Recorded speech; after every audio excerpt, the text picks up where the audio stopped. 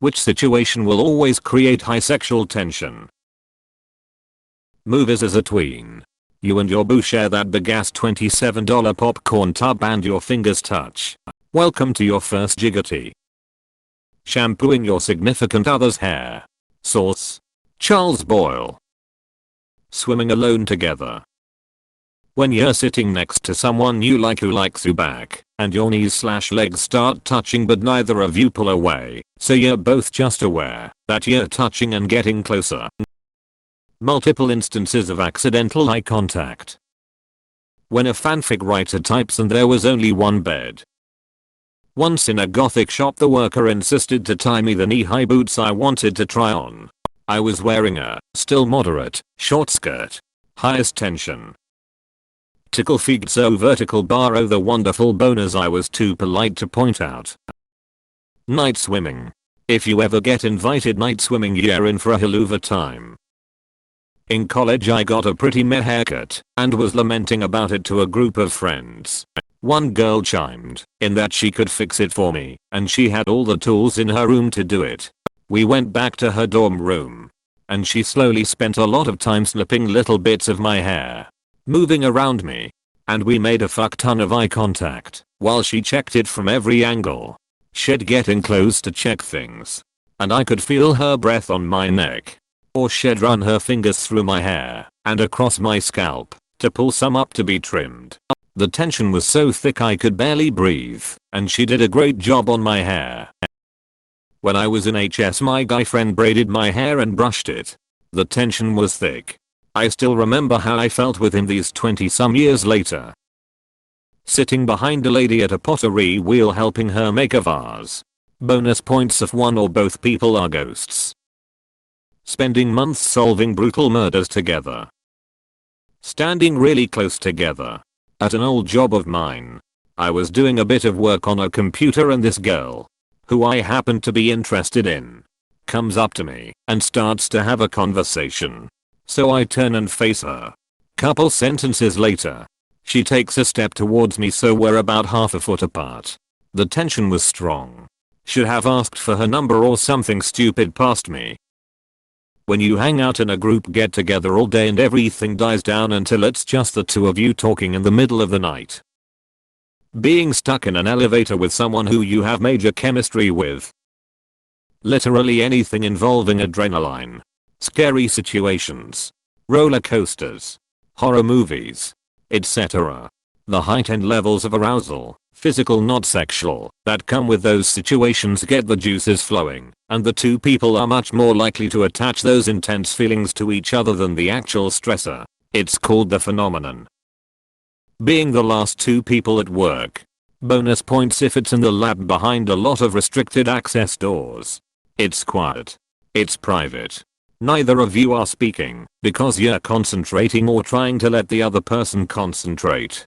So, of course, your imagination picks this time to revert to maximum creativity and sexual fantasy despite you trying to suppress it. Times like this, I wish I could manually disable the lizard parts of my brain. Accidental touching but neither of you move, like when you're in the backseat of a car and your thighs touch. Or your legs touch under a table. Being in a small, dark enclosed space with someone else. Hide and seek as a tween was an informative experience for me. Even though nothing actually happened. Making a well-timed smart-ass comment quietly in a group, and one person catches you, and quickly makes eye contact and smiles a cheeky smile. Suddenly finding yourself in a bedroom with someone you like. When I was in college a group of friends and I were walking around campus. Some of us were on skateboards. I tried to impress one of the girls and ate shit riding down this steep short hill. Scraped my arm pretty bad. Said girl took me to her dorm where she had a first aid kit. She sanitized, washed, Neosporin and bandaged me up. Goddamn the tension was strong. Prove it. Make me. LVL1. Getting caught out and totally rain soaked together. LVL2. Having to go dry off and warm up after. My crush once sat beside me out of nowhere and we would accidentally brush up against each other and catching each other's glances. and we were both so silent to the point everyone was talking except us. Throughout the whole day we were always looking at each other and simply would try to be near each other as well. But we never shared a single word. Someone deciding to sit in the seat right next to you, even though there are tons of other empty seats. When you get on an airplane and sit next to someone attractive around your age/interest. I exam by a decently attractive tech/doctor. Showing someone how to cook. Cooking together. All of my experiences have led to me eventually dating the person. But got you fired as the home ec teacher. Any game that can get you to know someone better. Truth or dare. 2 truths and a lie. etc etc. Asking more daring/personal questions from time to time, and if they do the same you can just get naughtier the more the game progresses. If they don't reciprocate, then just play normally, or you'll just come off as a creep. That used to be my go-to game when I was single. Edit. Oh, and don't make the other person do weird or uncomfortable stuff if you do truth or dare. Lol. The goal of the game is also to make them more comfortable and excited talking and doing stuff with you, not embarrass them. 20 questions always goes. What's your favorite color? Blue. Are you a virgin? I'm surprised no one has mentioned this, but working out with someone that's trying to show you different techniques and watching their muscles flex. I had a personal trainer that was very professional and would squat behind me or show me how to use certain machines and would have to sit behind me to demonstrate how I should do it, and it was surprisingly hard to focus 100% of the time. I attended a painting party at a girl's house one summer that turned into a paint fight. That was a pretty sexy time. I was on a date once, and I was wearing a necklace where the clasp had slid down next to the pendant. He reached out to take a closer look at it, then delicately slid the clasp behind my neck where it was supposed to be. His fingertips just barely grazed my dear Carlita, and it was hot AF. Have someone sit and model for you while you draw/paint them. Even if you're not the world's best artist. It's super intimate. That typically leads to a sinking ship. Comparing the size of your hands by putting your palms together.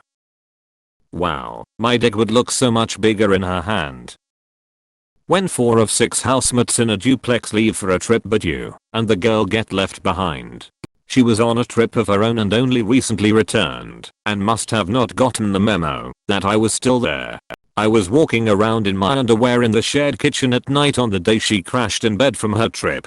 She woke up to strange sounds of me eating in the dark lol, and she came out shocked or unprepared to see me naked behind the counter. Her words. The following days were pretty fun. Help me pick out a swimsuit. Twister. LMAO, I remember I was the adult in the house when my cousin was hanging out with a few of her cousins and school friends. All like 13 to 14 at the time, and they were begging me to play Twister with them. I ended up convincing them to settle for having me just spin the arrow. My 20-something self was not in any way about to play Twister with a bunch of teen girls, thanks. Any kind of high-stress job. I got my job in healthcare just before COVID kicked off, and remain there to this day.